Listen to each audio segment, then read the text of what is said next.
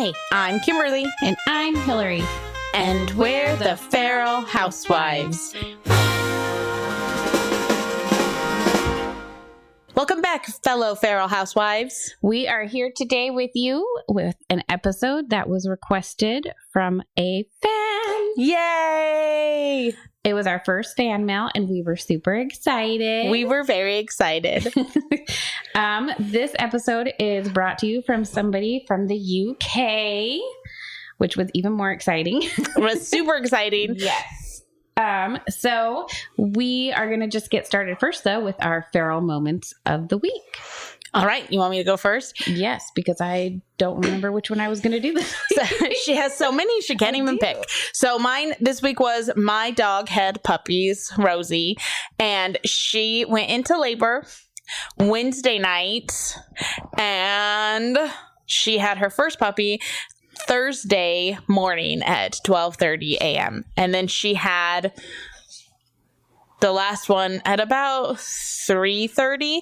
And then I waited for like an hour and a half to make sure she was done. Because I sit with her because I want to make sure nothing happens to her. And then before, she's always had them during the day. One time she had one during our dentist appointment. So I had to cancel our dentist appointment. And one day she had one as we were getting ready to leave for school. So Tuesday this week, we had our dentist appointment. And I was like, she'll probably have them then. And I'll have to cancel the dentist appointment, which she didn't. And then we were supposed to go to school the next day. And because we go to the alternative school, so we don't go every day. And then she didn't have them that day. So then she had them that night in the middle of the night. So I went to bed at like 6. Well, and that night, too, you were like, come over here, because it was activity days. Yeah. And you're like, she's going to have puppies. So I went over while they were gone, and you were like, she's in labor. And she was like panting all over the house. She was. Poor didn't dog. have them, obviously, when I was there, which I was kind of bummed. I was going to be so excited. Yeah. It took her a while anyway. But then once she had them, like always in the past, she's had one. And then there's like kind of like this gap. And then she has the second one. But this time she just had she had 1, 2, 3, 4 within like boom, boom, boom, boom, boom. And then she had like a little bit of a gap. But it wasn't like the next one wasn't hard. She just had the further she gets along, they kind of spread out a little more because they have more room. So anyway, so she had a great labor, very easy. She had 4 chocolates, which we were excited about. Yes. Because she's always had yellow labs before. So this was her last litter. She had black. Yes. She's had black and yellow before, but she mostly has yellow. And then she has 1 or 2 black ones. This is her third litter and her last one. So this is her last litter. And we got 4 chocolate puppies. That's awesome. And 2 yellows and 2 blacks. But it was very, very exciting. And so, so she did really good. She had all of them. But it was 6 a.m. when I got to bed. And I like to sleep. I stay up late, but 6 a.m. is I'm usually 2 is late for me. I mean, honestly, when I was single, I used to stay up. Yeah. Super late. But now, So at 9:30, my kids woke me up because they couldn't take it anymore. They were so excited for the puppies, which they can't touch the puppies. We don't touch them for the first, anyway. So they got me up and I was like, I can do this. I can do this. I can do this. And I had to go to the store. She doesn't like to eat after she has puppies. I have to tempt her, so we always buy canned soup because she loves canned soup and chicken noodle soup and canned dog food. So I had to go to the store and get some, and we're leaving for the store, and I took my kids with me because I didn't want them at home making too much noise because I don't want to stress her out. So we're trying to leave, and I'm get your shoes on, trying not to yell because it upsets the dog and my children. And I'm so tired that I know it's just, there's not a lot between me and just falling over the edge. And so finally Hank comes out and he's like, I can't find my shoes. And I look down and he's wearing 2 different shoes, but not slightly different, not 2 different flip-flops or 2 different tennis shoes. No, he's wearing a cowboy boot and a Croc. Yes. And I was like, I love that. Okay, let's go. And we went to the store like that. I was like, okay, fine, whatever. You have shoes on. And we went to the store like that. And so yeah, and then I walked around the store 3 times. because I was looking for something and I couldn't remember what it was. So then I was like, what am I looking for? And I was like, oh yeah, that's what I'm looking for. So when I got that thing and then I was like, nope, that's not what I was looking for. And it took me, I mean, like, it was the longest. And kids like, why are we just walking around? I'm like, because I'm so tired, okay? Anyway, and then we got home and Hank stayed up. Hank went to bed. We put him to bed and then he woke up. Rosie's like his dog. Not really, but like she's adopted him. Like that's her like person. And he was really worried about her. So he woke up and he sat with me and watched some of the puppies be born and he loved it. Like he was just like, anyway, enthralled. He was so cute. Oh my gosh. When I went over earlier that day when you thought she was in labor, he was so cute because he's like telling me, you need gloves when she has the puppies. And he comes over and he's got 2 Ziploc baggies, one on each hand. And then you came in from outside and you're like, why do you got gloves on? I was like, okay, apparently these are gloves in this house. Oh, that's so funny. Yeah, he wears them as gloves. Anyway, and then one of the puppies was born and I kind of had to help her break the sack on one of them. And he was like, where are your gloves? And I'm like, I don't have gloves, okay? I just washed my hands afterwards, but really I didn't have to do, like, her first couple of litters, like there were 1 or 2 that I had to like cut the cord, because I mean, they're always like, oh yeah, it's natural and instinct just takes over. But her first litter, the first puppy she had, like she thought she like pooped it out. Anyway, and it took her a long, and then on the 3rd baby, all of a sudden she's like, oh, I get it. They're coming from my body. And then she did great. But like we had to like cut the cord, tie and cut the cord. And gross. So, yeah, so it's kind of cool actually. But I didn't have to do that this time.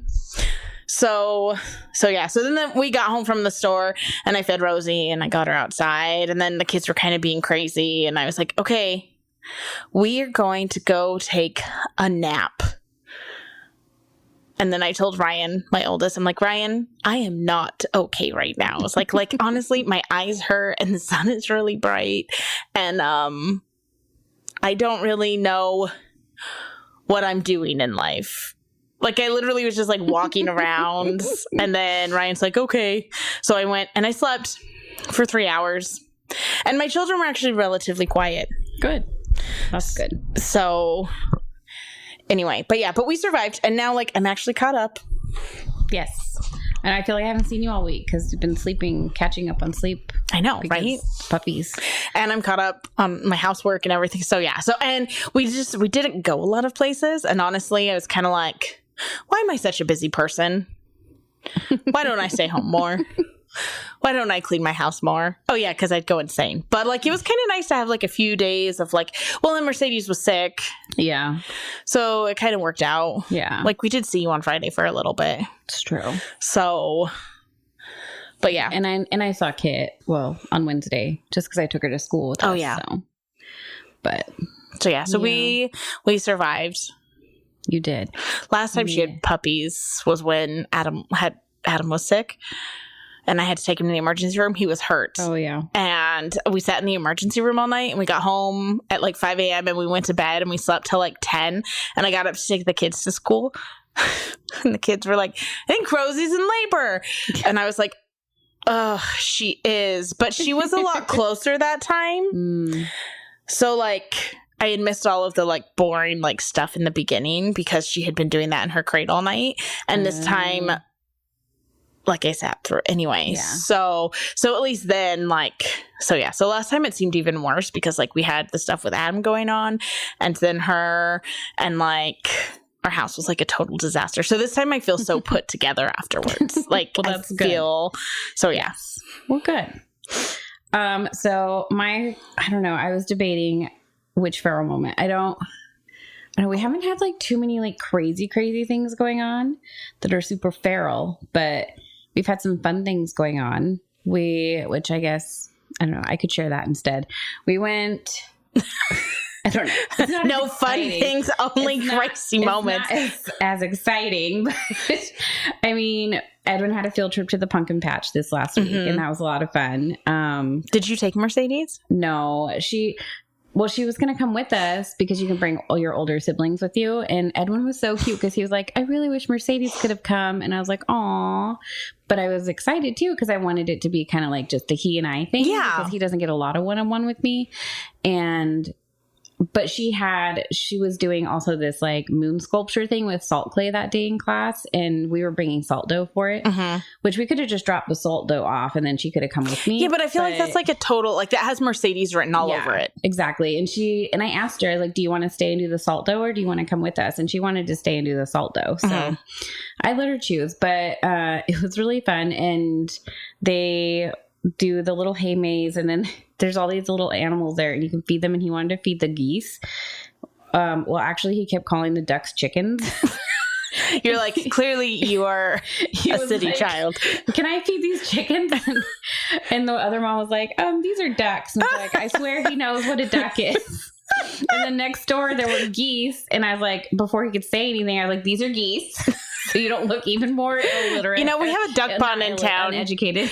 We have a duck pond in town. You could take him and like show him educate ducks. him. Yeah, educate. These are ducks.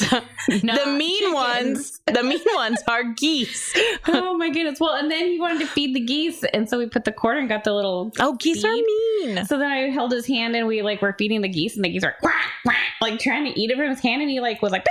He like dropped all the food because geese are mean. And then he's like, I want to feed the ducks, and I was like, you wasted your quarter. I'm sorry, but I gave you another one. You're like, now you don't get to feed any poultry. For real. Well, poultry is done.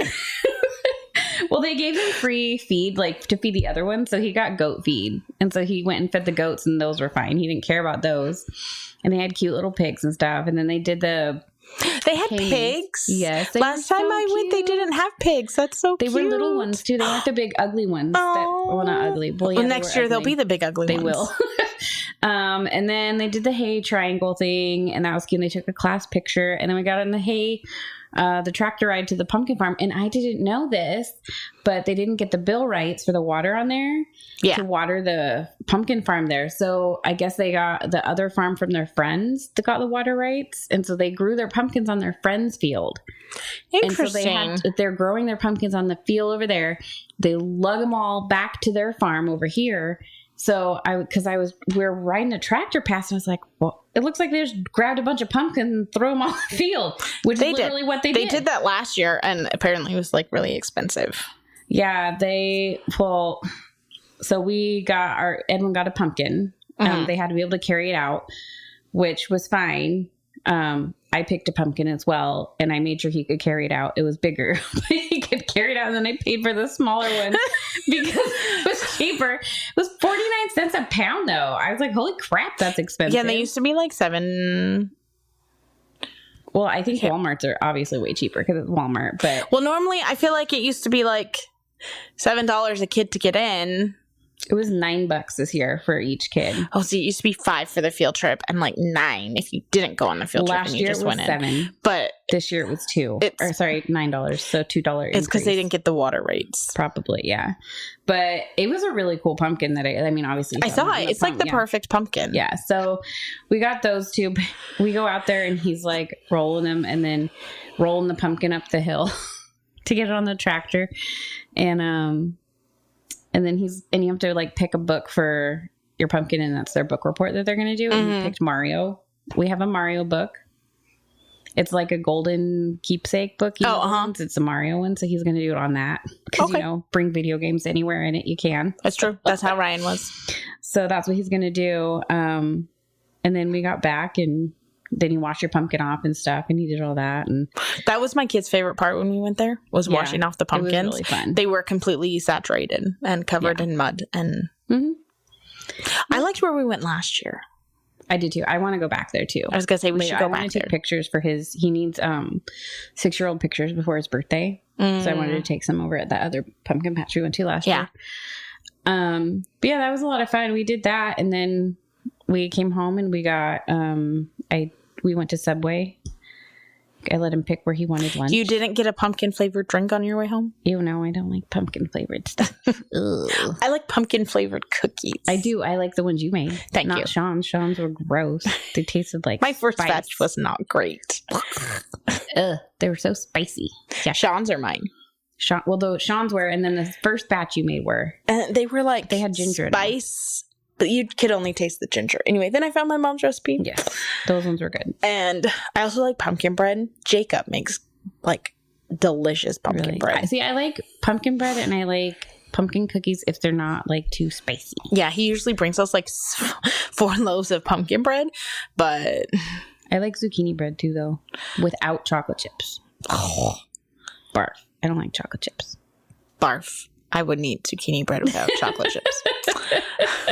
So yeah. So anyways, it's not super exciting. That sounds very domesticated. But I know, it kind of was. What has happened to you? However, I mean, I scrubbed my baseboards yesterday, so I don't know. That seems pretty domesticated too. The show is like calming us down.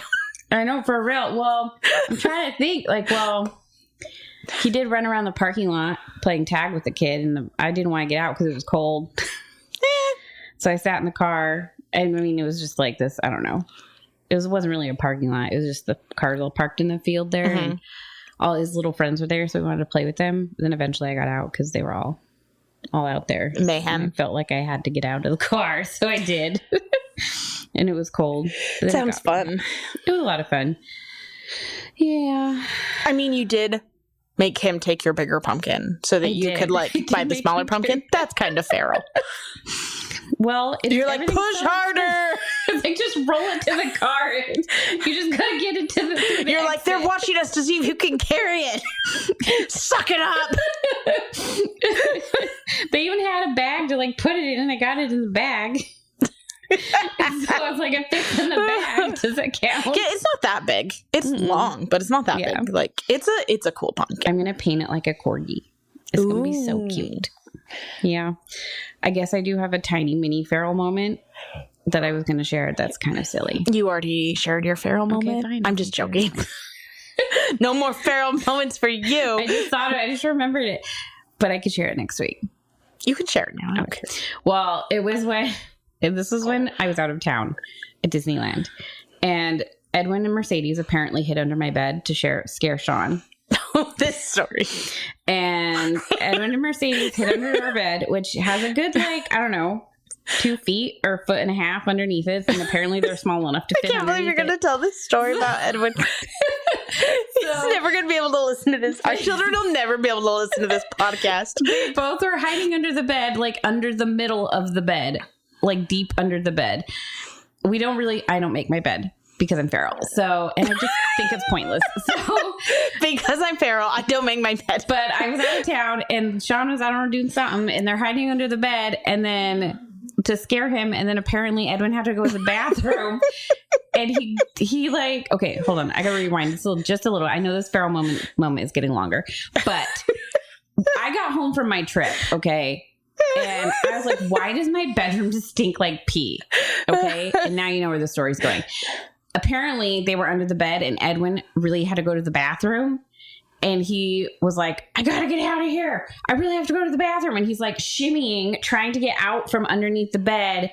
And he did not make it out of the bed, under the bed. So he ended up peeing the bed under my bed, the carpet. He peed my carpet under the bed. And Sean didn't notice. And Sean didn't freaking notice until I got home. And I was like, why does their bedroom reek like Edwin pee? It smells like pee. Ew. And he's like, I don't know. I thought it smelled kind of weird. And I was like, what the heck? He's like, in my defense, I was working all day. That's what he kept saying every time. He was like, I was working and watching the children. Oh my goodness. He was like, it was a lot. So then he had to move all them, and we have those heavy mattresses that poof out when you that's what we have. So he had to move that and the box springs and all the crap, and then he had to shampoo under the carpets and stuff, and oh my gosh, it was a whole ordeal. And I was laughing hysterically because I was like, you peed the bed or you peed the carpet under the bed, and it's like, I couldn't get out from under the bed and time. I feel like too, if you have to go to the bathroom, then you're kind of like panicking, and that like makes it like worse and harder. Right? He was like, I was trying to get out of there. My butt was stuck. I'm like, why didn't you tell him though? Like, why didn't you tell him that you peed under the bed? And he's like, I don't know. Oh, Like, you're why like, did you not tell Edwin, him? where else have you peed? Right? He's like, I put him in the dirty clothes. Okay, well, at least you did that. That is so funny. Yeah. What was it that Sean, like, he was saying? Because he was also out of town before you. Yeah, he was in Canada. And we were kind of like making fun of him for some of the things that happened when Hillary was out of town. Well, he wasn't even gone 24 hours. But what was it that he said? And he was like, well, I just didn't want, like, I can't remember what he said. He didn't want something gross to happen. I was like one of your children peeing on the floor and you just leaving it for 2 days. And he was like, yeah, like that. Thanks. Yep. Mm-hmm. So that's what happens when I leave town. This is why it doesn't happen ever. This was the first time I've ever gone out of town. It was just funny because like, poor Mercedes had strep throat. Mm-hmm. And like she told me that her throat hurt. And I was like, Sean, she says her throat hurts. She's like, yeah, but then she feels better when I give her Tylenol, which is true. Except you had also had strep throat. So then finally I told him to take her he called Adam and was like, can you come help me fix the dryer? Because Hillary will like leave me if it's not fixed when she gets home. And Adam's like, sure, because Kim would leave me if it wasn't fixed when she got home. So he was over here and then he came home and he's like, I'm pretty sure that Mercedes has strep throat. He's like, I told Sean, you should really take her in. I think she has strep throat. He's like, yeah, that's what I was thinking too. And then he took her in the next day. And I was like, it had been 3 days. Soccer pictures. Oh my gosh. And I told him not to take her to soccer pictures. I was like, you should not take her to those. And then he sent me a picture of her in her uniform at soccer pictures. I was like, are you kidding me? And she does. She looks like she's going to die. Mm-hmm. She looks miserable in them. So... And then that week we got texts and I was like, they're like, so-and-so is sick. They're not going to be at practice. And I was like, there's one down, John. 7 more to go. And then we lost 3 more girls that week. That is so funny. I was like, karma, that's what you get. It was just funny because he was like, I was just trying to like prevent like something disastrous or gross happening, or like I was just trying to make sure everyone was healthy. And like, not only that, but then the other coach had brought his daughter who was also sick. I was like, what is wrong with these coaches? Yeah, well, I mean, like it's not like he could help that Mercedes had strep throat. No. But considering that you had strep throat, yeah, I would have taken her in the first day. But I also take my kids into the doctor more than Hillary does. So he texts me, I'm at Disneyland in line. He's like, can you make her a doctor's appointment? That would be Adam. And so I did. In line. It takes like 2 seconds. Anyway. Alrighty. Well, let's wrap up that. That was a very long, terrible moment time. But we are going to move on to our topic of this week, which is kind of, it's a little bit of a bunch of random kind of things, but they're also all coinciding with kind of raising your baby and starting with kind of like how to engage with your baby when they're in your womb, to kind of co-sleeping, and just kind of, there were very specific questions that they had asked. So we're going to try to touch on each one. Which, just a disclaimer, we are not professionals. No, we are not by any means. But we are more than willing to give our input and opinions. Yes, when some of these questions were asked, I was like, I mean, have you listened to our show? Like, clearly. Clearly, we're fine by the seat of our pants often. But, I mean, we know, our children are happy. Yeah, so yeah. But if, we give you advice and you think, I don't know, I think that might not be right, follow your gut instinct and don't follow our advice, please. Well, and that's part of this, too, that I was going to say in some of this is like, because like when we get to co-sleeping and everything, like it all depends on your family dynamics on a lot of some of these. So... Okay, but we're going to start at the beginning. So the first thing was ways to engage with your baby while they're in your womb. So I don't know if you did things with your kids when they were in your womb or if you just were pregnant. I called my children parasites when they were in my womb. And so you had a loving womb experience. I chastised them for making me feel so nauseous. I'm just joking. I mean, no, I'm not really joking. But I talked to my kids. Like, my kids, when they were born, like, they knew the sound of my voice and stuff. Yeah. So, but I did, like, I called them parasites. That is hilarious. Because they are parasites. They're living are. inside you, and they're feeding off of your strength and digestive. So we did, with Mercedes, I actually, because she was my first, we listened to the whole classical music thing. I did, like, we didn't do the headphones on the belly with the headphones with the classical music that I've seen people do, but I did listen to, like, classical music because I've heard that can, like, whatever, air quotes here, like, make them smarter or stimulate their mind in the womb or whatever. I did do that with her, and I did actually read the entire book of Harry Potter 1 to her when she was in my womb. Oh, that's sweet. So I think reading to your baby, I mean, there's tons of things you can do when they're in your room.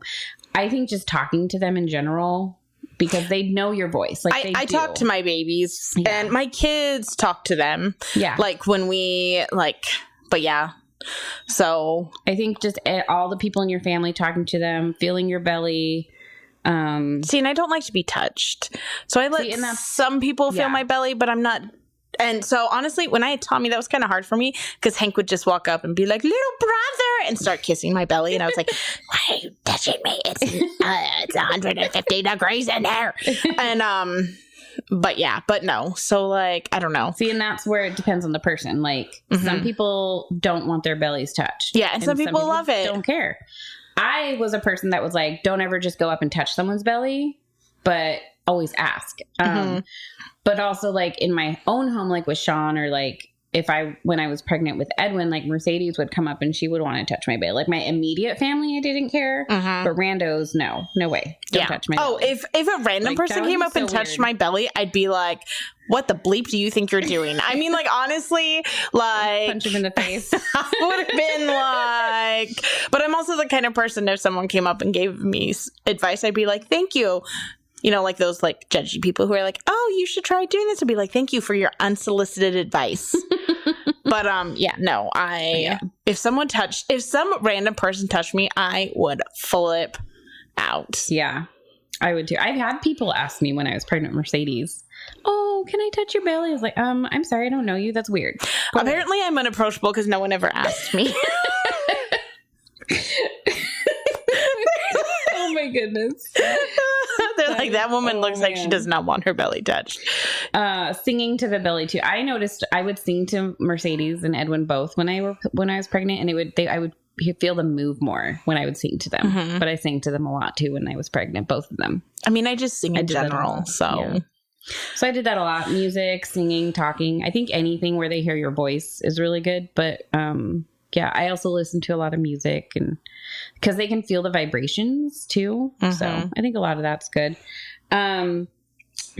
You're such a good pregnant woman.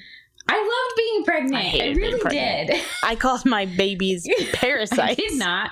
I think Sean called them beans. My baby bean or something. I don't remember. Something cutesy. You know, I don't know. That's how he is.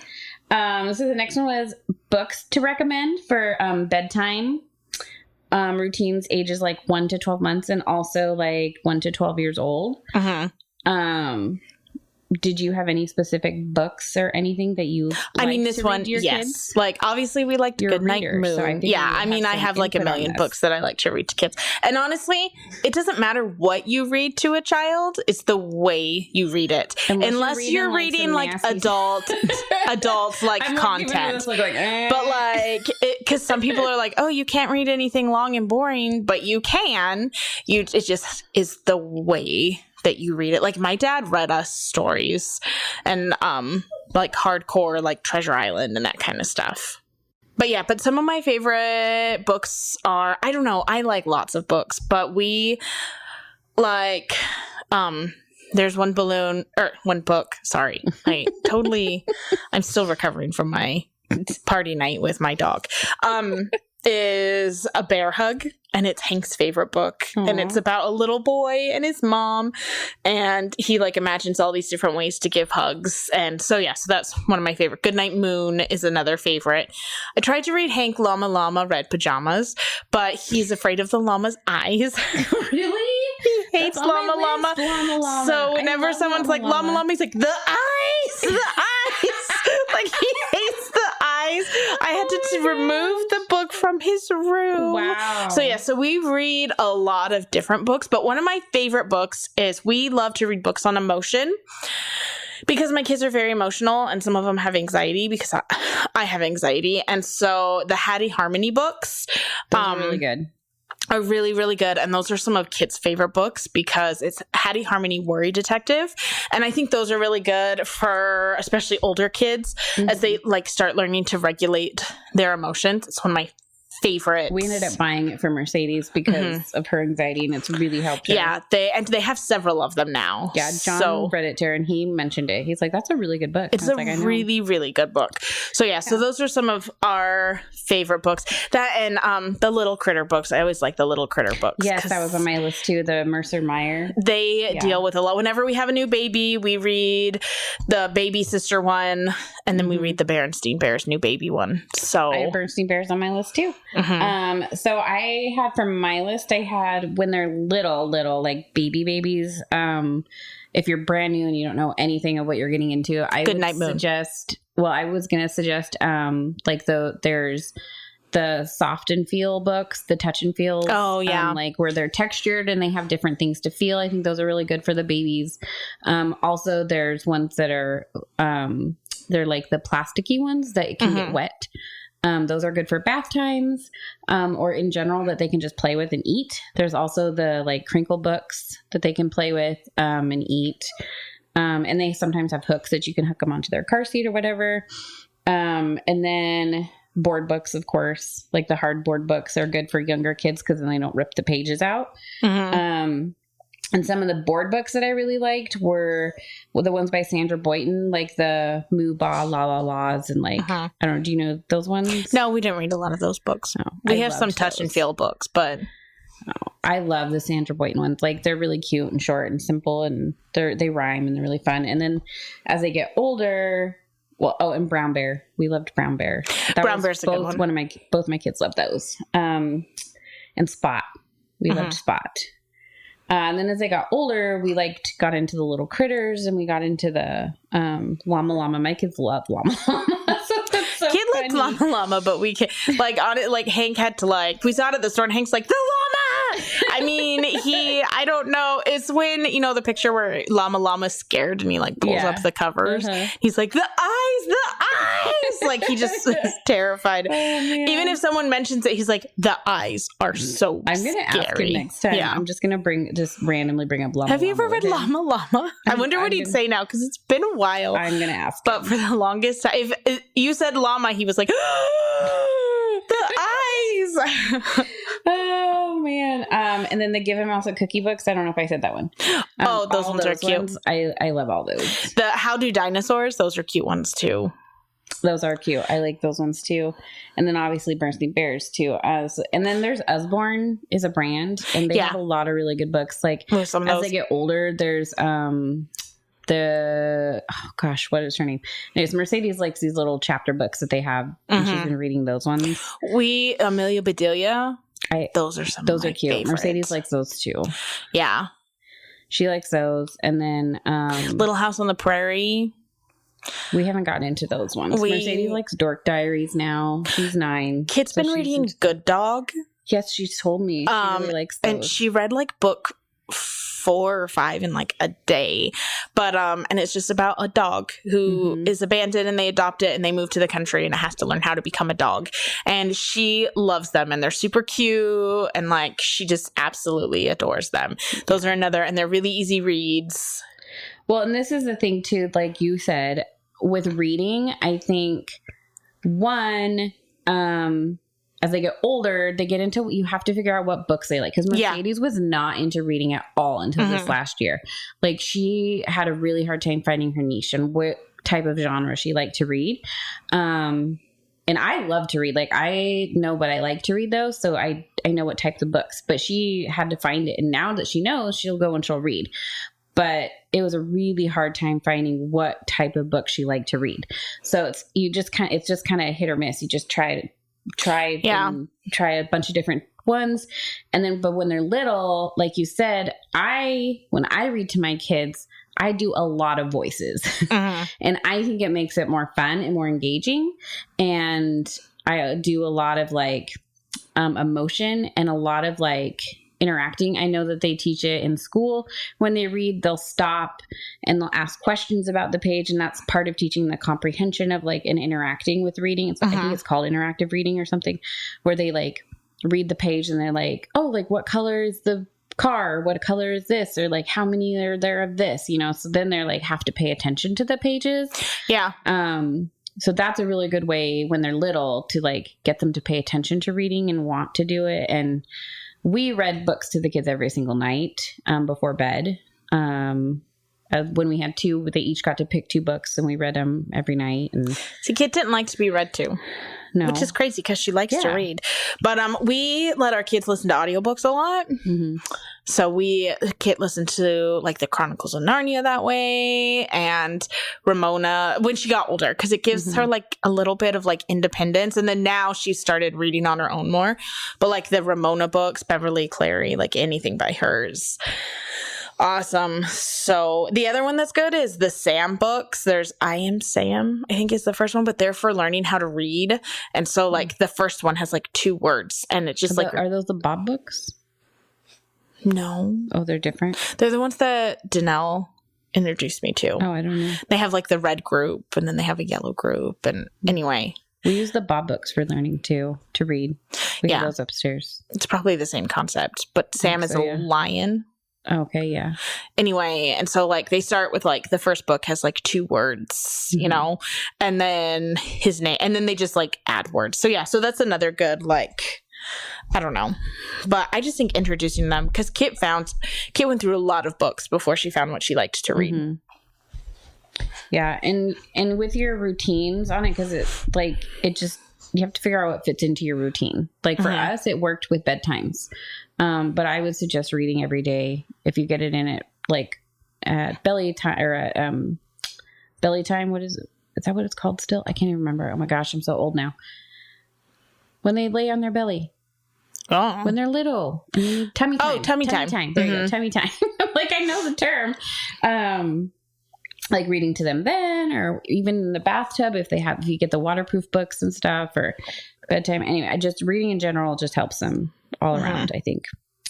And then the next one was recommended kid shows or baby shows. Bluey for sure. Absolutely. I didn't let my kids watch TV until they were 1 or older. Which even then that's still pretty little, but like I remember with Mercedes, I was so I was so tired and sleepy that I would put like Coco Melon on or something. Oh, my kids love Coco Melon. Then I would like get like a 30-minute nap or something. And I would lay on the couch and she would like sit right behind my knees. And if she moved, I would be like, ugh, and I'd wake up instantly. Yep. Kit loves Sophia the First. We did that too. So I feel like with the shows, it's a lot harder to kind of recommend stuff, because if it's now, like you can recommend things that are popular now, but it kind of hits or miss, right? On what's popular at the time. Because, except Bluey. Bluey is always going to be amazing. So, yeah. Bluey is the ultimate show. I let my kids watch more TV than they recommend they should. So well, now, yeah, I do too. My kids watch TV all the time, but Tommy's not 2 yet. So, but Tommy watched more TV than my other kids. Yeah. So, well, Edwin did too. Edwin, I think at 6 or 7 months, he watched some Coco Melon or something. I didn't wait till he was 1. Yeah. But Mercedes was older, and it was harder to not let him watch something if she was watching something. Tommy didn't watch TV when he was newborn because he was blind.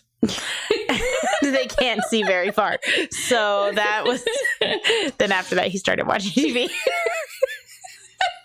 Because he was the 4th child and I had a C-section. And not that I was like, here's the TV. Yeah. But, just holding him and I don't know, Oh my gosh. The baby swing that I got from Mercedes, no joke, had a thing above it that had a clear thing and you could plug your phone in to it.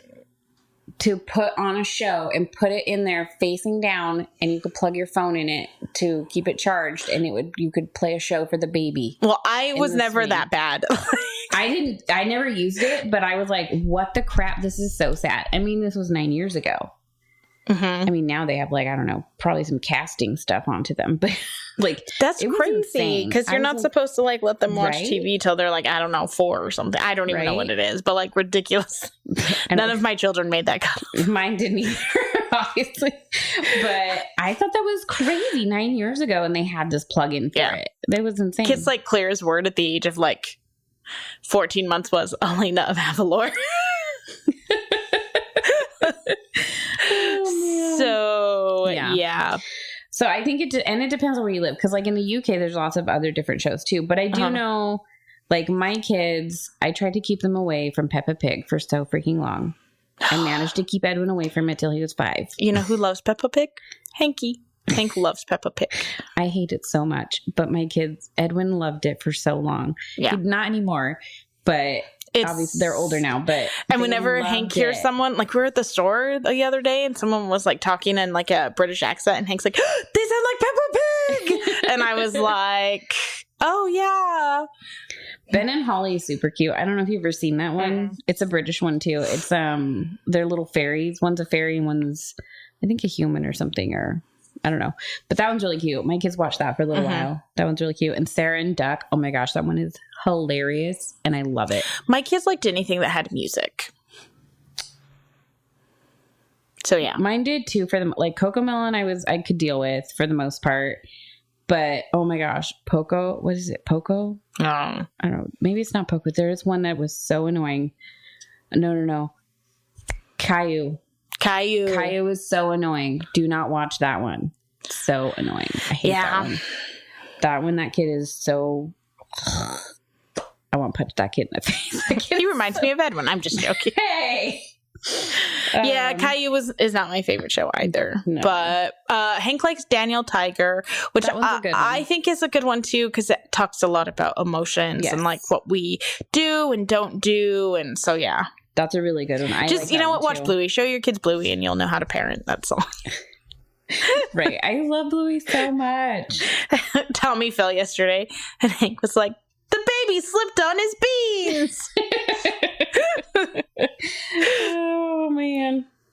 Yeah, that is the best. Okay, so the next one was recommended toys for ages 1 to 12 months and then older. Every child's different. It's true.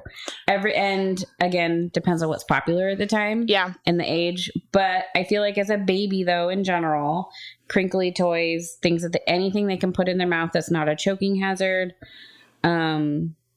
rattles, things that light noise. Up. Yeah. Honestly, I think that baby toys in a lot of ways are like kind of a waste of money. Like, I don't know. My kids, like, they really like the simple toys.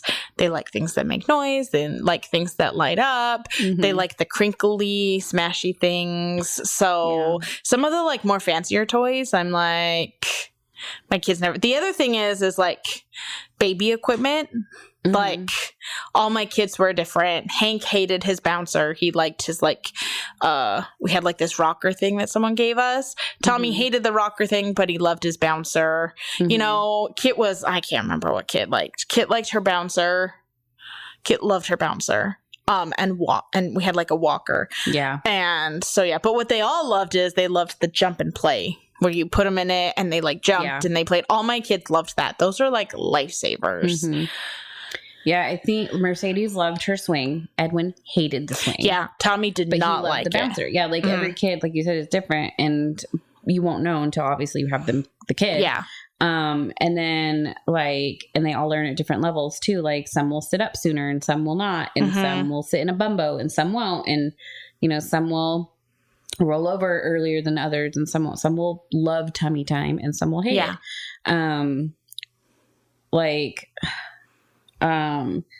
And toys, like, I think, like, I don't know, my kids really loved the crinkle. Like, we had just, like, looked like a rag.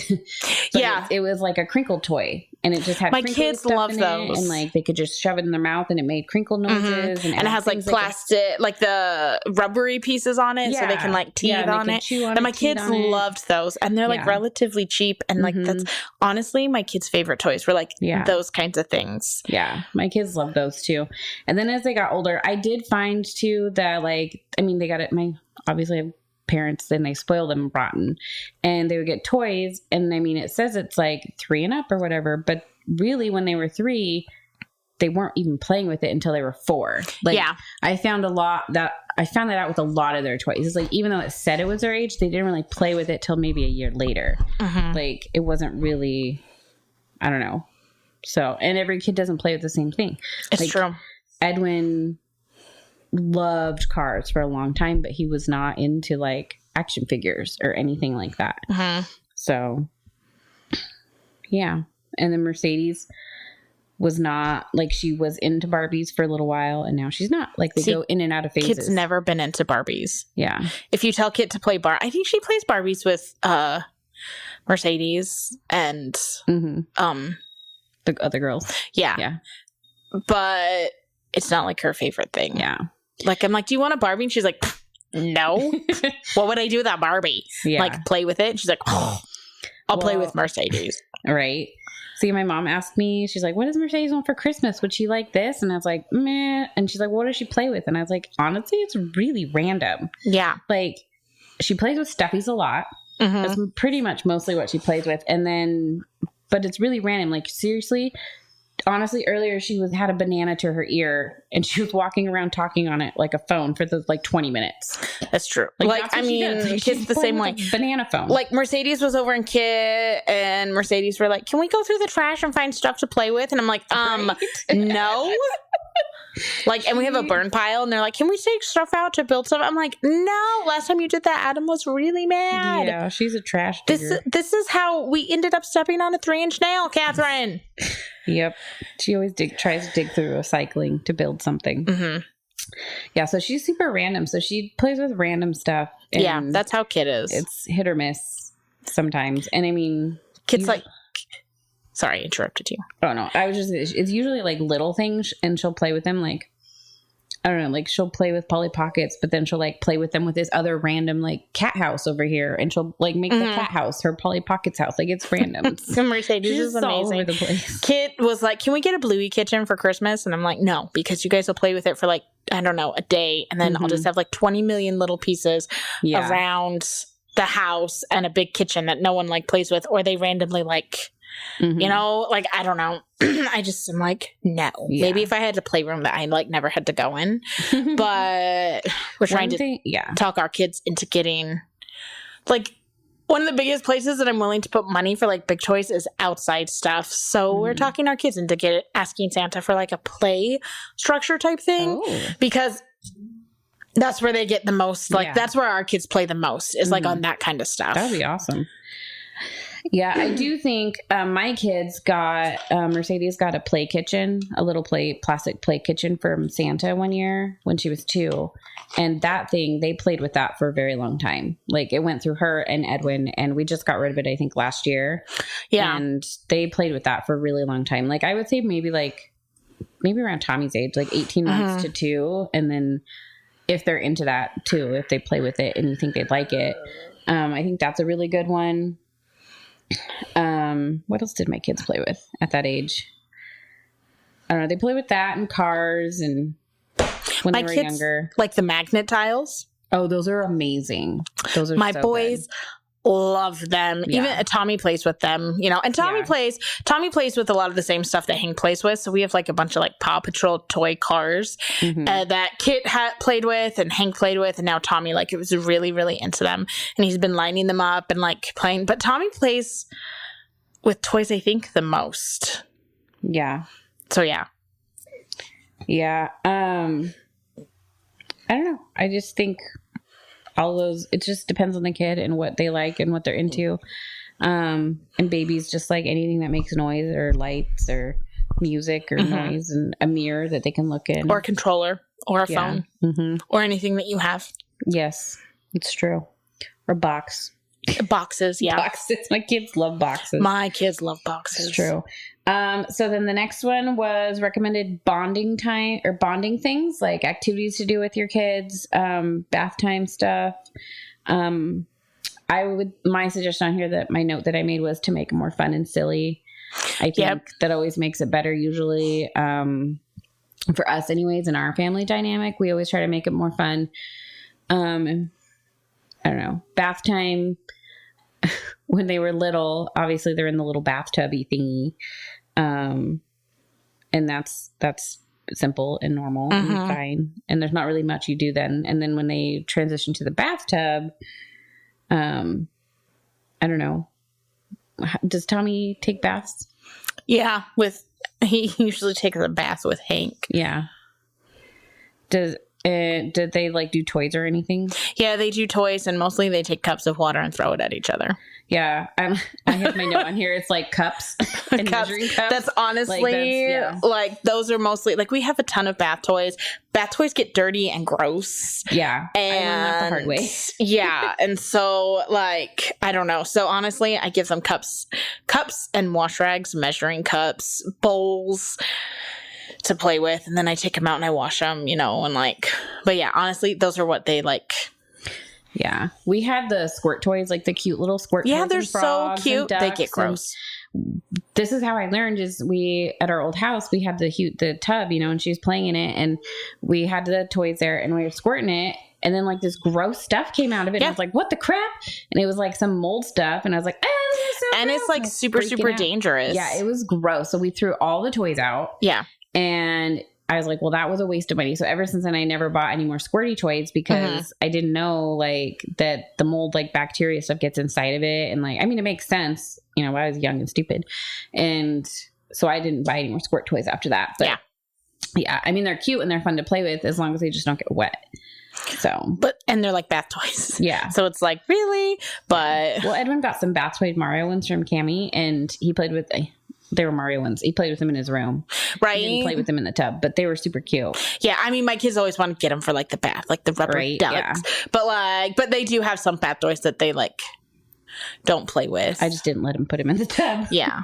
Right. Like, so yeah. So in that way, but I don't know. Like, so that's what we do. Just bowls and cups. Yeah. And they just throw water on each other. Now that they're older, we have the crayons that they draw in the shower with. See, I have a love-hate relationship with. The crayons. I love the crayons, but I hate the crayons. And we have the textured walls in our shower. So it's like horrible to get it off. Ours is just the normal porcelain. Is that porcelain? Yeah. In there? Yeah. Which is fine. I don't care. But Edwin doesn't rinse it off. And so the purple freaking crayon or the red one will stain it if he doesn't wash it off right away. Oh, yeah. Oh, my gosh. So I get really annoyed with that. But he loves it. They have fun with those. And then they make like Play-Doh slime now. Ew. For the shower. Gross. Yeah, it's weird. I got Mercedes some for her birthday. And she liked it.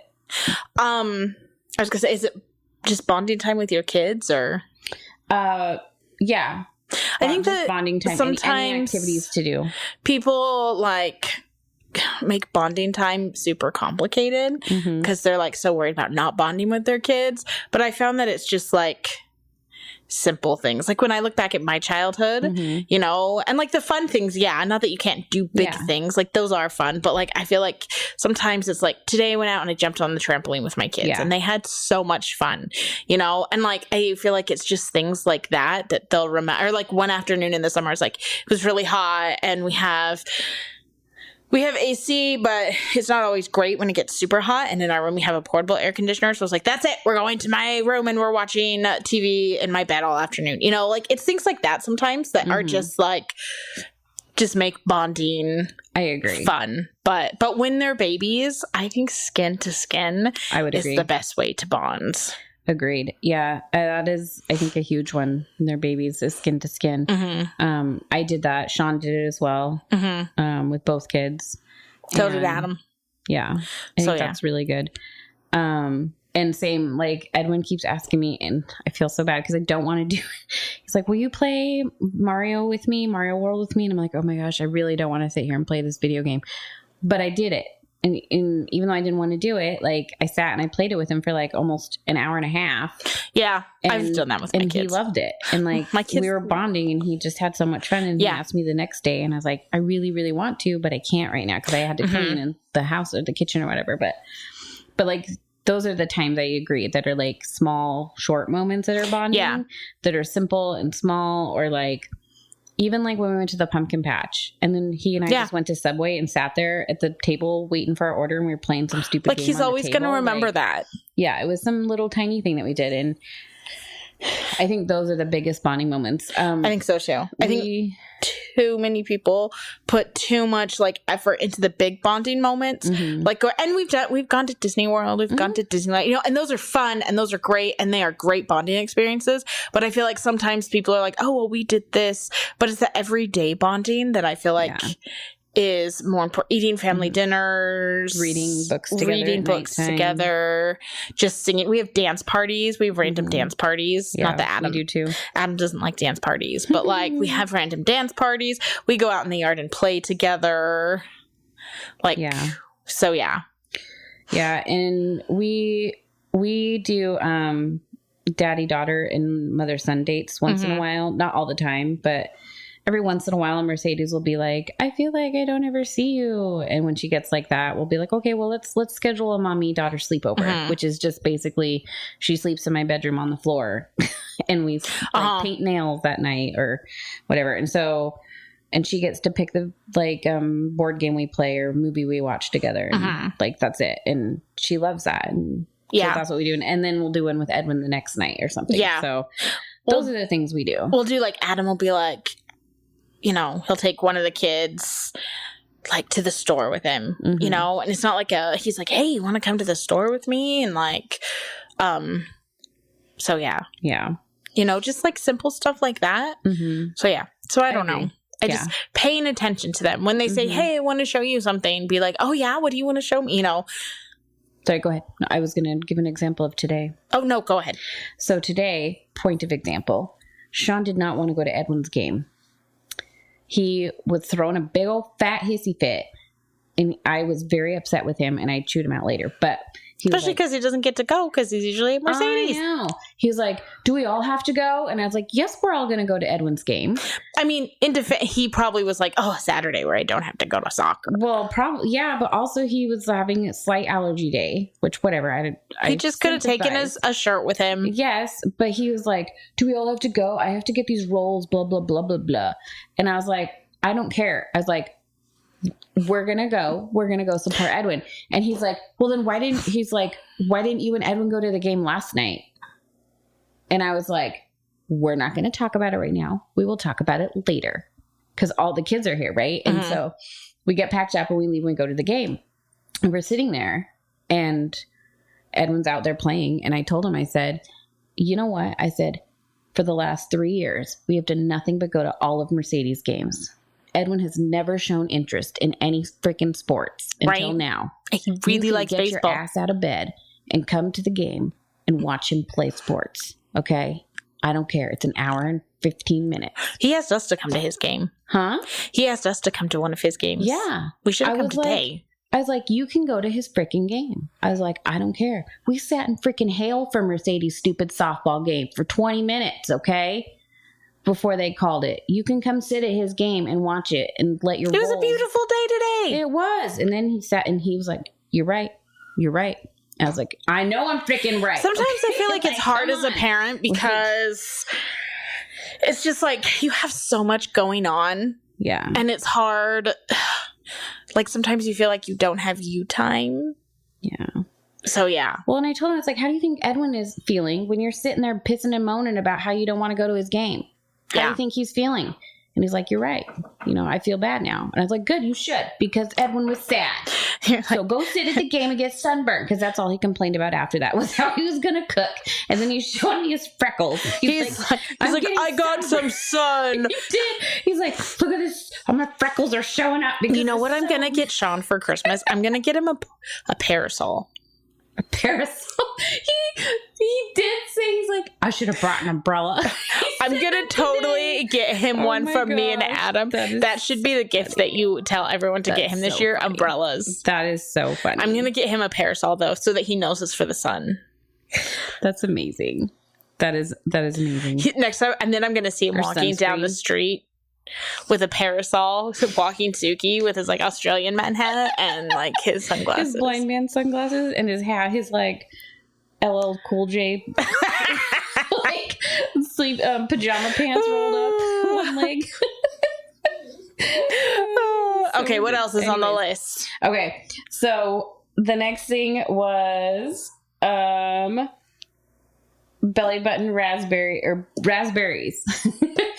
Blowing raspberries on the belly. They had a lot of questions about those. I don't know if it's a cultural thing or not. I know we blow raspberries on bellies when they're babies. From day one. But there is a time when it's like not really an appropriate thing anymore. Yeah. I mean, like we're kind of, Tommy's almost 2 and we're kind of like, he's growing out of it. Yeah. You know, like we don't do it to Hank anymore. Yeah. And Hank's 4. Yeah. And we tickle. Yeah, we do more of tickling now. And even Mercedes is she's 9 and we're kind of at that age where it's more like a poke tickle now because she's too old. Kid's ticklish under her chin. So we still tickle her because that's awesome. She's like so ticklish. You just hardly have to touch her. And she's just like, ah! But so yeah. So I think babies, of course, on the belly, raspberries is totally fine. I mean, like from day one, we do that, honestly. Like we do it a lot when we change diapers and it's a good way to distract them and like keep them distracted from diaper changing or if they're like I feel in a mood. Like 4 months, they find it hilarious. Yeah. 4 months to a year.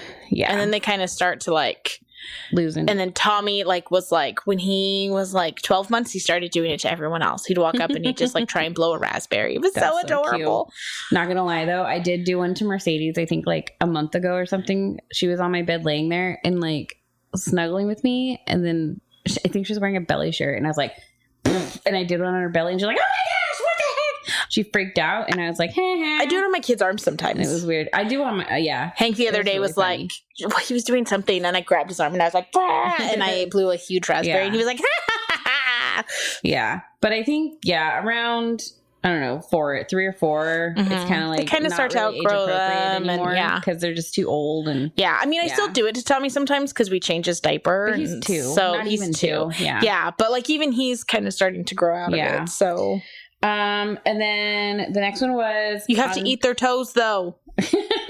Yeah, we played foot phone for a very long time too, till I think he was 3. Yeah, 3 or 4. We would eat the baby's toes. Mm-hmm. The next one was on in-ear outie belly buttons, which I actually learned something on this because I did not know this. They had asked, do you get to choose on if your baby has an in-ear outie, which I knew you didn't get to choose whether they had an in-ear outie belly button. I thought it was like a genetic thing. It's how the doctor ties it. It's actually not how it's tied either. It's how it falls off and how the skin heals. Oh, I thought it was because of how they tied it. No. Interesting. I went and looked it up. It is, so they cut the umbilical cord and whatever, and then when it falls off, it depends on how the scar heals. If the scar heals up, it's an outie. If it goes in, it's an innie. And then I also learned that sometimes if the baby gets like a hernia, a belly button and a hernia or whatever, it makes it typically an outie, but within the first year it can heal and turn into an innie. I think that happened to Kit because I swore for the longest time she was going to be an outie. I always wanted an outie belly button when I was little. Really? I totally have an innie though. Yeah, I do too. Like a classic like innie. Yeah. But anyway, I thought that was interesting. I didn't know that. I thought it was genetic, or I thought it was like... Yeah, I thought it was how the doctor tied it and then how it came off. Yeah. Because I thought it came off in a certain way. But that kind of makes sense, like how it heals. Yeah. So, interesting. Yeah, thought that was interesting. The next one was learning CPR in the Heimlich. Do that. You don't have to, but I mean, you do. I didn't. It's always good. Like I've learned it. Yeah. In theory, I know how to do it. Yeah. I haven't had to do it, and I hope I never have to because I'm not sure if I could. I knew it only because I was certified through daycare where I worked, so I knew it. if you do want to learn it and know it, usually the Red Cross knows it. I looked up because they're in the UK. The UK does have a CPR Red Cross UK, and you can take classes through there to learn it. It does cost money usually to take the class and learn it. And babies are a different CPR than children, so you cannot do it the same way. So you would need to take a class on it if you were interested in wanting to do that. It does help if you want to know, but it is not required. The next one was checking for diastasis recti, which I have also never heard of. What is that? So it is a large abdominal muscle separation in your abdomen. Oh my gosh. Yes. So I had never heard of this either. Are you supposed to check for that as a parent? I'm glad my children don't have it because I never checked for it. Apparently it's common in women over the age of 35. Okay, so if you're over 35, it's more common. If you're under the age of 35, it is not common at all. Wait, I'm sorry. Is this for a baby or for a woman who's had a baby? For a woman. It's for the woman, not the baby. And it's common if you are... oh, wait, hold on. Is this something that's going to keep me up at night wondering if I have it? No, because it's only if you're pregnant. It's only if you're pregnant. If you're pregnant and then your large abdominal muscles separate. When you're pregnant. Yeah. And it's women who are over 35 and you deliver, or hold on, you have a high birth weight, like the baby has a high birth weight, or it's a multiple pregnancy, which I don't know if that means like it's a multiple birth, like twins, or if it's like it's your third or fourth birth. I don't know if that's what. No, it's if you have twins or something. Okay, that's what I thought. So it's a higher chance. It would make sense though if you've had more than one birth, like if it's like your second or third kid, that it would be more likely to happen. Not that I really know what it is, but I could see that also. So it could be either or. Again, we're not medical experts. Yeah, we're not. We don't really know. This is really just what I researched online. So I'm not a medical expert. You just have to go in for surgery. Like it's not life-threatening or anything. Like it's not. Is it painful? It can be painful, but how do you know it's happened? Like super painful, I guess. It's a bulge in the middle of your abdomen that happens, like when you're pregnant. That's not a baby. When you're pregnant. It's not okay, so here's my question: you have a bulge already when you're pregnant. Extra bulge. Oh, and like a hernia, kind of. Yeah, a little bit like that, I guess. And then I didn't read what the treatments were because I was like, I'm not a treatment expert, so I didn't want to give advice on treatments. So if that happens, you go to the doctor. Yes, if that happens, go to the doctor. But go to the hospital. And I did read, though, the recovery time is usually like a month up to 13 months. What? Hold on. Yeah, recovery is months to a year. Months to a year. Sorry. Oh my gosh. I can't read my own handwriting here. Do you have to have the baby if it happens? I think so. I don't know. I didn't read that. So it happens when you're like the end of pregnancy. I think so. Yeah. It's like towards the end of pregnancy. It's if your baby is really, really big and if you have twins and if you're over 35. Okay. But it's not life threatening that I read. It's not life threatening. You go in for surgery or there's like physical therapy stuff that you can do, I believe is what I read. And recovery time is a month to a year. Like it's not anything crazy. So, which I never even heard of this. So I'm glad I am educated as this. I mean, it's hard enough to recover from birth. Right? Like birth is, I mean, honestly, with Tommy, I felt like my vag was going to like fall out my whole entire freaking pregnancy. Like it was just. Oh my gosh. You didn't even have him that way. I did it because he was like off by like a quarter inch. Oh my gosh. Like I just was like, oh, the pressure. Every time I'd stand up, I was like, So yeah. Okay. Anyways, I'm just saying I don't know how you would know. Like, I guess if there was a bulge, but like, yeah, I don't know. It's just and if you're going in for your prenatal stuff too, like they would find it. They're like, what is the second bulge coming out of your already bulging stomach? Right? And I don't know. I hope that doesn't happen to anyone. No, me either. I've never heard of it. So yeah. Let's see. The next one was yearly exams for your baby. Your doctor should tell you when to come in for that, right? Yeah, my doctor did. And it's different everywhere because when we lived in Massachusetts, it was like monthly for the first year. Mm-hmm. At least for the first 6 months. And it's not out here. They don't have to go in as often. Well, I feel like in a different country, it's going to be different too. Yeah. Like they have different healthcare and everything. Mm-hmm. Like I know with Mercedes, she was born in a different state and she was, I think it was every month too. Yeah. And then it went to like every 3 months. Yeah. And then so on. So it was like, and then a year and then it was every year after that. So it just depends on where you live. And I'm a big believer in taking your child for their like checkups, especially when they're younger. There's so much developmental stuff. Mm-hmm. And the earlier you catch that stuff, like, you know, the more help, like early intervention does a lot. And I'm talking about like speech issues and that kind of stuff. Like it just early intervention helps a lot. Yeah. And so, yeah, because I had a speech impediment and it wasn't fixed until I was like older, and I was in speech for years and years because back then my mom was like, you went to speech when you went to school? She's like, you didn't really, the area that we lived in, they didn't do speech before school. And then you had to be so far behind. We were in the LA school district. You had to be like 3 grade levels behind to get speech. And it took longer to fix because I was older when I got it fixed, you know? Yeah. Whereas little kids are in speech. Yeah. Anyway. No, I totally agree. I'm for the doctor as well. I mean, I'm not for pushing all the meds and stuff. And like, my kids are vaccinated for most of the stuff, not everything, but some, like, and everybody's different.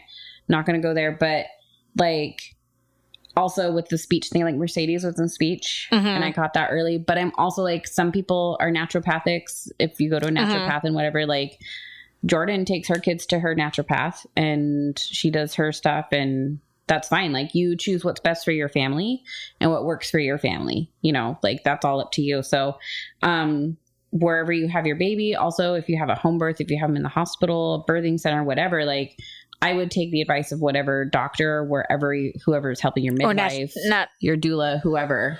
Right. Well, and I feel like too, if there's a severe like problem, like what are they called? A natural. What did you say Jordan goes to? A naturopath. Yeah. Like if there's a problem that they can't fix, I feel like they'll refer you to a doctor. Like there's still like a medical. They're a medical specialist. You know what I mean? Yeah, my dad goes to a naturopath, and there's some things where he's like, you should go to a doctor. Yeah, like they're still going to send, like you should take your baby to someone. Yeah. And like my kids are vaccinated, like not against everything, but we do like the bit like polio and that kind of stuff. The big basic ones. Yeah. Yep. So just listen to your doctor, midwife, doula, whoever, pediatrician, whatever is best for your kid, and also follow your gut. Like those things we've talked about in the past episodes as well. The next one was, I don't think we're going to talk too much about this one because we did, I think, a full episode on baby food and weaning off of milk and stuff. But like they usually start off on breast milk, typically, not always, or formula. And then, I mean, there's all different types of different ways to. Yeah. The most important thing, I think, especially when your baby's a newborn, is feed your baby. Somehow, whether it's breast milk or formula, whether you breastfeed or pump and put it in a bottle, or whether you make a formula bottle, just make sure that you're doing what's healthy for you and for baby, not what you think the world is telling you should be done. Exactly. So yeah, a happy baby is a fed baby. A happy mama is like, and a happy baby depends on a happy mama. Yeah. You know, so. Yep. Yeah. And then like we had said in the other episode, like there's different doctors that say 4 months or 6 months to start solid foods. Like it depends on who you're talking to, your doctor, your doula, whoever, what you're comfortable with. There's the baby weaning or baby led, like where you just, and that's what we did. Them and they've eaten on the steak. Like we did a little bit of both. So yeah, we kind of did a little bit of both, but we did a lot of like baby led feeding. Like Kip basically ate what we ate. Yeah. My kids did most of that too. So. The only one we couldn't do that with was Hank, because Hank didn't get teeth till a year. So he would have starved to death. So, and his favorite food is still applesauce and non-bumpy chicken nuggets. So oh my goodness. I hope your kid gets teeth before a year, because it was difficult. Yep. So, if you have more questions on that one too, like I'd suggest going back to listen to the breastfeeding one, because that one goes in more depth on that subject. There's a couple more and then I think that's it. And we can wrap up. I know it's getting a little bit longer of an episode, but that's okay. Childcare and when to start. Suggestions. That I think is also dependent on family situation too. That's a hard one because we have been lucky enough that I have been able to stay home and I wanted to stay home. Mm-hmm. So, but I know lots of women who want to work, especially for mental health. So yeah, I never felt comfortable putting my kids in daycare when they couldn't tell me what was going on. Mm-hmm. But I've also had friends who do that and they love the daycares their kids go to, you know? So yeah, I think that it just depends on what you need. When I did work, my mom was able to watch Kit. Mm-hmm. So, but yeah, so I think that I think with that one, it's follow your gut. Yeah. If you want to go back to work or have to go back to work and you have to find childcare, I would say go with your gut. And I would talk to people you know and try and find someone that way. But I would just feel out the vibe, talk to some other parents, I would research any child care provider before. Yeah. I'm also very protective of my kids. So not that other people aren't, but like. I would suggest that too. So I worked at daycares. So I kind of know the ins and outs of them. Not all of them, but I worked at 3 different company ones and I stay at home as well with my kids. I am fortunate enough as well that I haven't had to put them in daycare because that was also what I wanted to do. But I know tons of families that either have to put them in daycare because they both work or they want to, or whatever reasons they want. And that is their prerogative. That's whatever they want to do. I worked at this one daycare. We had a 6-week-old baby who was on a feeding tube. Oh my gosh. Yeah. And both their parents worked full-time jobs, like at Intel, like they were very high up there in the company and they both worked. And so like you can start childcare at 6 weeks old. Yeah. And they go up to school age. So you can start at any time from 6 weeks on. So it just depends. From working at a daycare, I would suggest one, like you said, researching them all. I would ask around parents. I would suggest dropping into the daycare that you're looking at, randomly. That's what I would suggest doing because if you schedule a tour, that's awesome and go in and check it out and then go drop in randomly. Cause that's really when you're going to see what's going on and how it's working. Because they're going to like prep before you go there when they know a tour is coming. But if you just drop in randomly to see whatever, and there are amazing daycare teachers there. And there are also really, really crappy ones. Like, I have worked, like, I personally think I was an amazing one, but I also, kids love Hillary. So I have worked with amazing other teachers too, that I would leave my kids with at the daycare, but there are other ones where I was like, there's no way in heck I would leave my kids with those other teachers. So right. I mean, it's like hit or miss. It's like school. Yeah. I mean, there are teachers and there are moms that I would never leave my kids with, but yeah. So it's just anywhere, but I would just do a lot of research on that. And then again, it depends on the area that you're in and what your job entails. Like, it's just all situational kind of on what your family requires and what they need. So yeah, I would follow that. And then co-sleeping. I co-slept. I co-slept with Mercedes. And I did not with Edwin because I learned from co-sleeping with Mercedes. But everybody's different again on that. And I think we talked a little bit about that in the other episode as well. I don't know. I co-slept with all my kids. Tommy was all my kids. I co-slept with them till they were about 4 or 6 months. And I would put them down for a nap in their cribs during the day. And then at 4 to 6 months, like, my kids wanted to stretch out and they just naturally transitioned into the crib. Tommy did not. Tommy wanted to sleep with us forever. And we actually did have to do some sleep training with him, but not too bad. But he also didn't like to nap, like, during the day. He doesn't like to sleep. He doesn't really nap anyways. No, he doesn't nap. But when he does nap, he wants someone with him. Like, he and I took a nap earlier together, and he, like, so I don't know.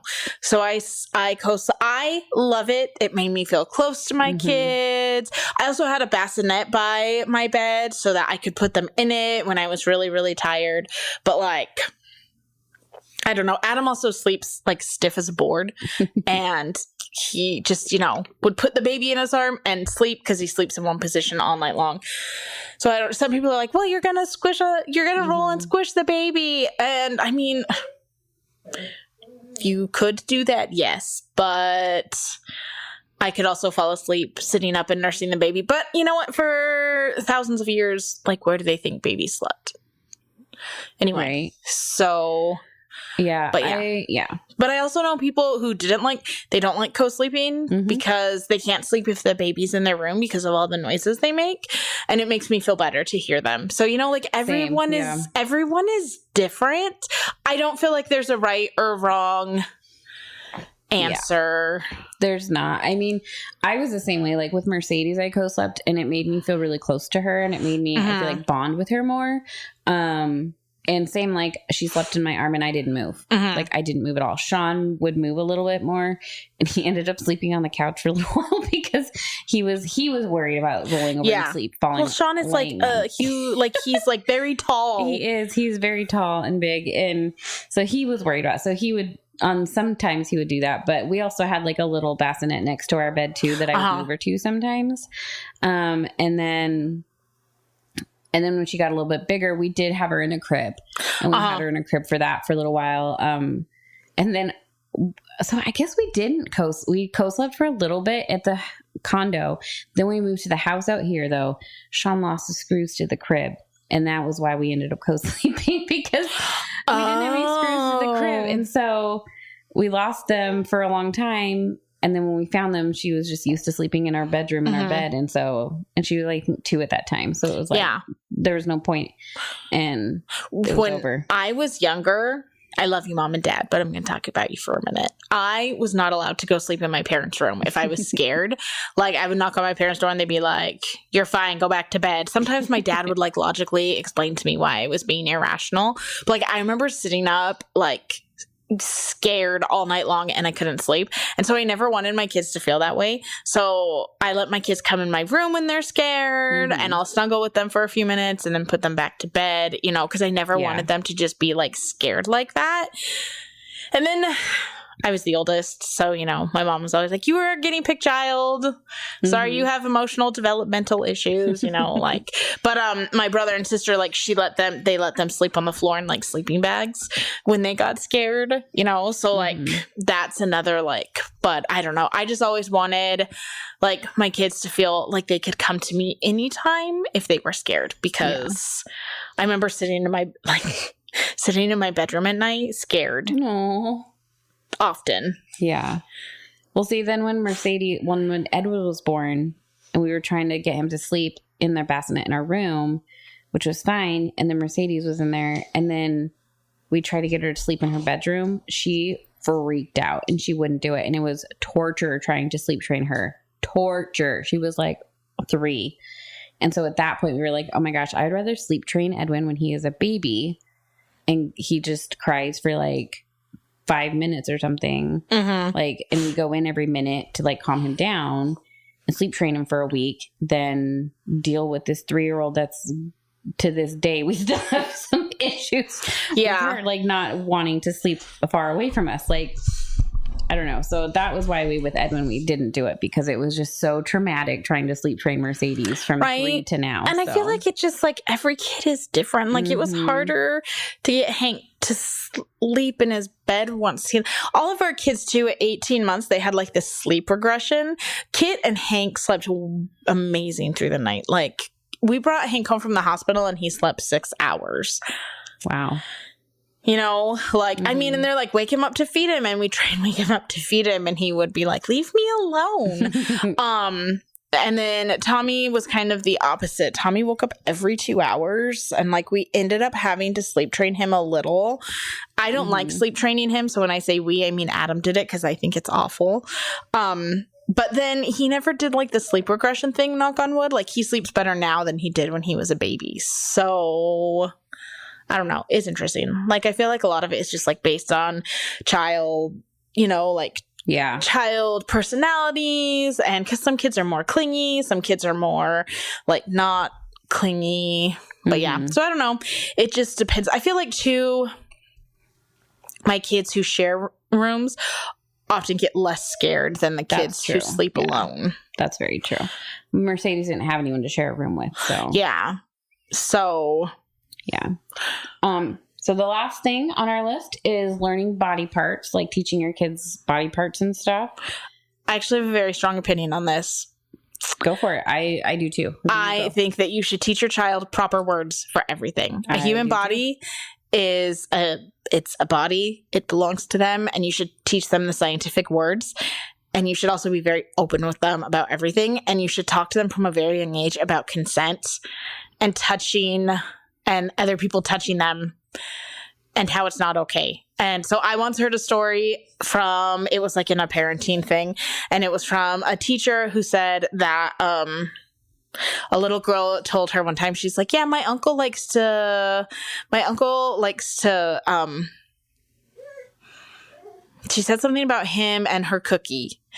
And she was like, at first she thought that it was like a cookie. Anyway, and then later the parent came in for a parent conference, and somehow the teacher found out that the mom had taught her to say cookie instead of vagina, and she realized that the girl was being sexually abused. So anyway, so she called the authorities, and the girl was. So anyway, so ever since then, I've always like used like proper word, and it's funny because like Hank has recently gone through a boys have a penis and girls have a vagina, and he asks and he's realized that like, you know, girls don't have a penis, and he was very like, do they cut off their penis? Where does their penis go? So then he went around and he asked everyone if they had a vagina, and he just said it really, really funny. Like, here's this little kid who can hardly speak, and he's like, vagina. And so yeah, but I'm very into like teaching kids like proper medical terms for things, because it's important. It's just important, I think. Yeah, I completely agree. We've been very open about it too. I mean, since they were little, we've always used proper terminology of vagina and penis and butt and breasts or boobs or whatever. And like, they're very, very open about it. And we like, and anytime like, since they were 3, I think 2 or 3 when they could talk, anytime they'd go to a friend's house, we were very open and talking like, is anybody allowed to touch your private parts? Are they allowed to touch your penis or your vagina? And they're like, no. And I even go to the point, like, if they say, I'll give you this puppy or I'll give you this candy, do you let them? And they're like, nope. And I'm like, okay. And I was like, even if they're family, is it okay? They're like, nope. And I'm like, okay. Like, and I mean, even though they're like 3, like, and then even when I pick them up, I'll be like, did anybody touch you? And they're like, nope. I'm like, okay. Like, I always... And then now that they're like older, like I'll ask them, and it's just a normal conversation now, because we've been talking about it for so long that they're used to it, and they know that it's a normal topic to talk about, that it's safe to talk about with us, and they know that it's not okay. So, and I mean, Mercedes is a little extreme, because she's just like, if somebody accidentally bumps her and touches her in the chest, Kid like, fell on her the other day, and like, she came running in, and she was like, kid touched my nipple. And I was like super upset. I was like, Kit, why would you do that? And Kit's like, I tripped and fell on her. Yeah. And she was like, I didn't mean to touch her. I keep saying that. And Mercedes was like, well, she bumped my nipple. And I'm like, okay, Mercedes, we need to talk a little bit about like oh my goodness. Before you get someone into trouble. But no, it's a good thing. Yeah. And like, and I always tell my kids, like, if someone does something to you, if someone touches you inappropriately, you know, it's okay to tell us. Like, we will never be upset with you. Yeah, exactly. And if someone tells you, you know what, don't tell your mom and dad about this. This is just between us. Then we really need to know. So one time my sisters were like, Kit, we're going to surprise your mom. And Kit was like, oh, no, I'm not allowed to keep secrets from my mom. They're like, well, this is not a secret. This is a surprise. A surprise is something that your mom will find out, you know, and it's like fun, and she's going to be happy about it. A secret is where you're not supposed to or not allowed to. Yeah. And I'm like, oh, that's a good, like, but we talk about that a lot, how, you know, and we told our kids, if someone ever says, you know, if I'm going to tell your parents this, and they're going to be so like trying to blackmail them, I'm like, tell us, because there's nothing that we will like, you know, I mean, if they murdered someone, we did, our 16-year-old were like, now, if you murdered someone, we would be upset, but still, you know, like, I don't know. I just want my kids to feel like they can tell us anything. And so, yeah, but, and we've started that at a very young age. Yeah. So, yeah. Yep. So I would suggest talking normal, verbal, proper scientific terms from the beginning and not making it weird. But I mean, I also know like different cultures have different, like, I don't know, whatever. It's true. Different cultures have different things. But I mean, I would keep it a safe environment for them. And all of that. And I would use specific terminology. Like if it's in a textbook, that's what we teach them. Yeah. Yep.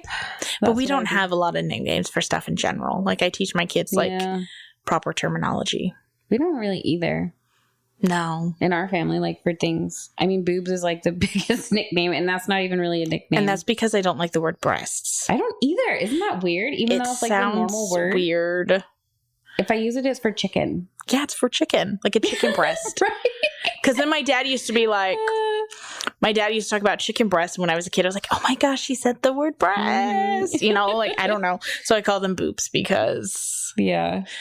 So yeah. That's so funny. I think the same thing. I'm like, it's for chicken. Hank used to call them booby bottles when I fed Tommy. He's like, with your booby bottles? Oh my God. Like, I was like, what? He's like, your bottles. And I'm like, oh, okay. Like, I guess I get it now. Oh, man. 2-year-olds. So teach them the proper words like booby bottles. Oh, man. Well, that wraps up all of our questions that we had. And if you guys have any requests for episodes or topics that you would like to hear us rant about or give our opinions on or do some random research on, shoot us an email or PM us on Instagram or Facebook.